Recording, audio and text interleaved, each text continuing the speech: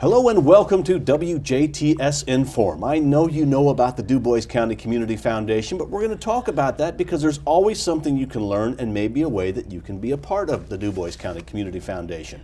Joining me in the studio is Clayton Boyles, and Clayton is the Donor Relations Associate. I want to make sure I give you that right. You're the DRA. That's right. Okay, Absolutely. and we also have joining us in the studio Connie Evans, and Connie is a former board member of the Community Foundation and current Huntingburg Advisory Grants Committee member, and you've been involved in the Huntingburg Community Foundation for a long time, and now the Dubois County Community Foundation. Correct. Correct? Yes. Well, welcome to the show, both of you. Thank you. Thank you. Thanks for having us. Let's start off with, lately, the Dubois County Community Foundation has gotten a lot of publicity. Let's talk about what's happening with the Dubois County Community Foundation. Sure. We're 1 month into 2014. A lot of exciting things happening already.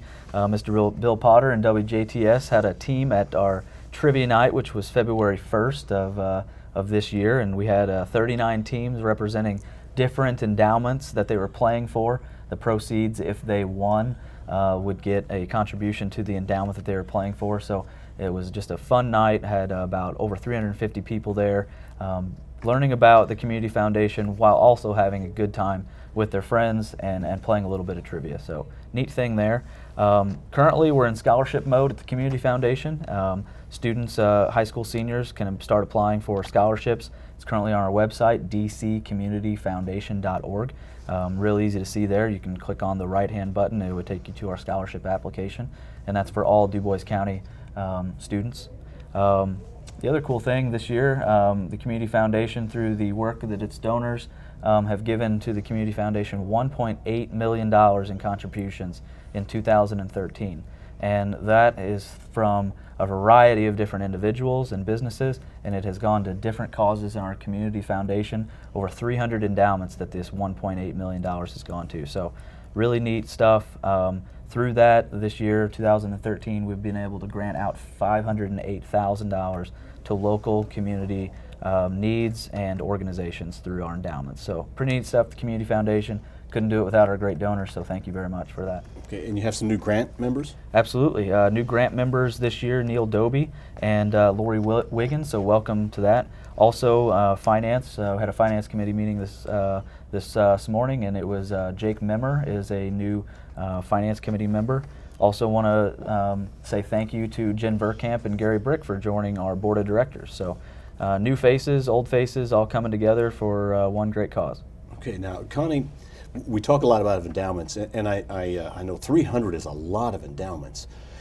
And I think sometimes certain words kind of confuse people a little bit. What is an endowment, and how does it work with the Community Foundation? An endowment is like a personal investment strategy whereby you can assign money to the foundation, and then the spin-off, financial spin-off interest is used then to benefit your chosen charity. Absolutely. Does that cover it? Absolutely. And, Okay. and really the cool thing about this personal investment account, it's almost like a personal investment account, only it's for charity. Mm-hmm. Therefore, you can continue to invest dollars into this endowment. The principal is never spent, so it's here forever, and we live off the income, which is in the form of a grant. And So that the more you invest, the greater the spinoff. yeah. So if Connie has an endowment, or Bill has an endowment, or if I have an endowment, it's not only you that can give to it, I can give to it as well. Your family can give to it. Anybody that wants to support the organization that you're helping out with your endowment, they can support that. So normally I wouldn't give to your own personal checking account or investment account, Right. but I would for charity. Now, and these endowments, you have over 300 of them, so there may be some already exist that people don't realize. I guess they could go to the website and Absolutely. say, you know, or they could give you a call and say, is there an endowment for this? We get it every day. Call into the Community Foundation, 482-5295, or you can visit our website at dccommunityfoundation.org. We try to do as best job as possible to show how to explore our 300 in funds. We have it in different categories, but there is a search box that you actually can put in, Humane Society, and Humane Society would pop up of what endowments support the Humane Society. If the search goes blank, then give us a call and we can start an endowment with something that you are passionate about that we don't cover already. And I guess people too, they don't have to denote an endowment if they'd like. They could just say, I've got this money, I'd just like to give it, make sure it goes to a good cause. Absolutely. There's grant dollars that go out every year that nonprofits will just apply for, and we can put those dollars to good use to build that up. So it's a really good thing on that part. Okay, now people want to give. How Absolutely. can they give? What Yeah. are ways they can give? 2 ways to give. We can, and it's 2 trains of thought. We can give now, or we can give later. So talking about giving now, in the present, that's giving of cash. You can write a check to the Community Foundation. You can do credit card. dccommunityfoundation.org. You can go and look directly at a fund, and each fund has its own donate button. So if you click on donate, you can either pay through PayPal or a credit card that way. There are some more tax advantageous ways to give now as well, through securities and real estate options.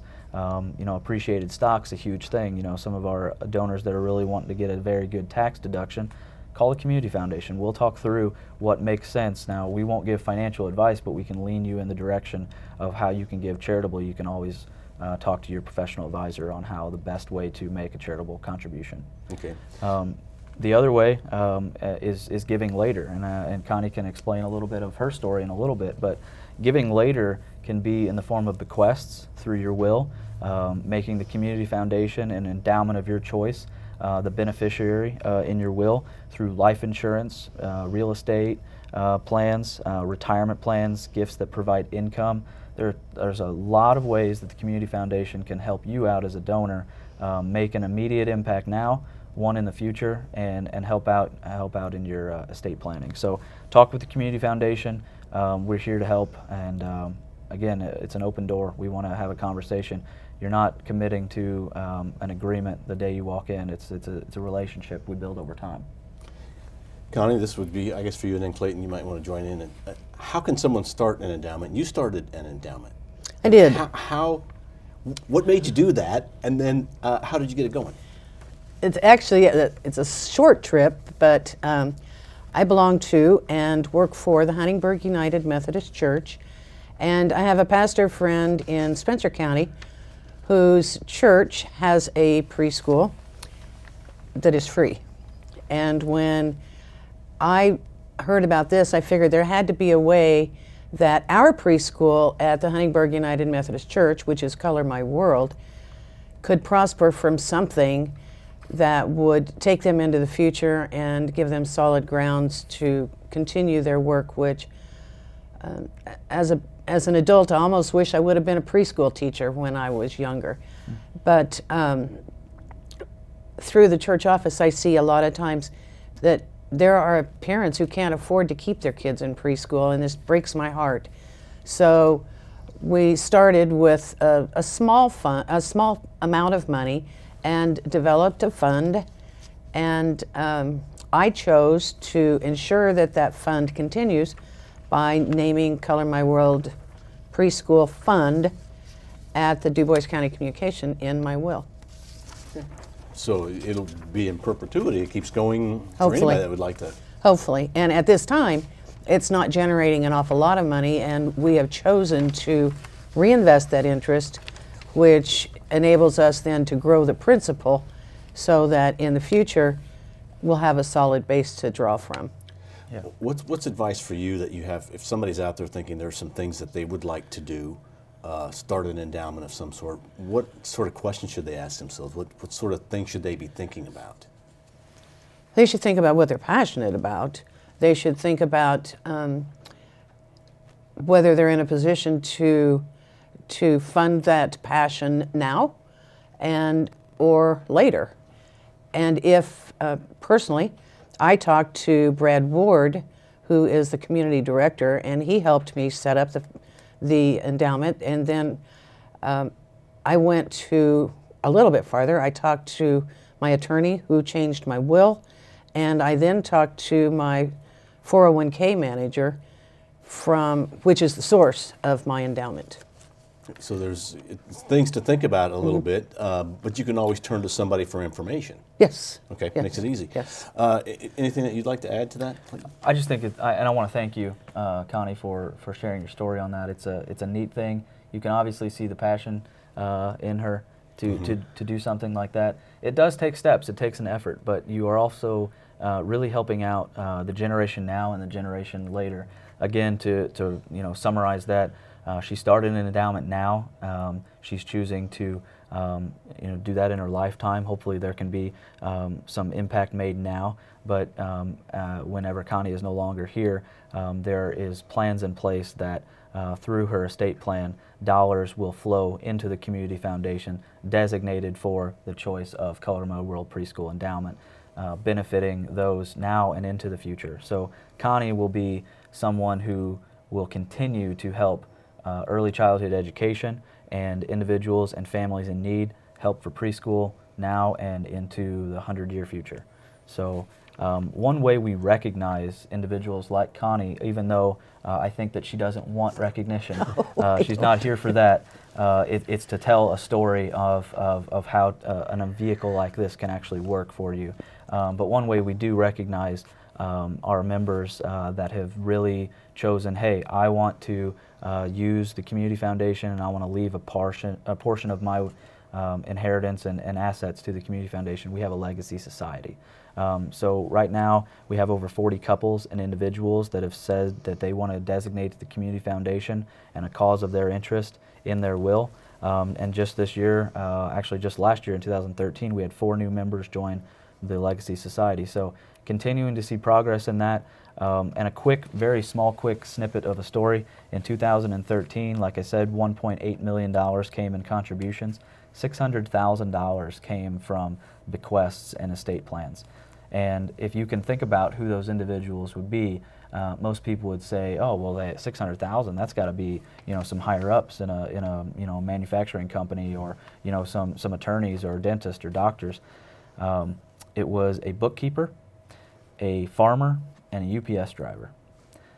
Normal, everyday citizens, just like you and I, that you wouldn't think make a lot of money, but they really cared, and they really gave back, and they used their dollars wisely, and they said, I want the next generation to benefit from it. So amazing the impact with estate planning.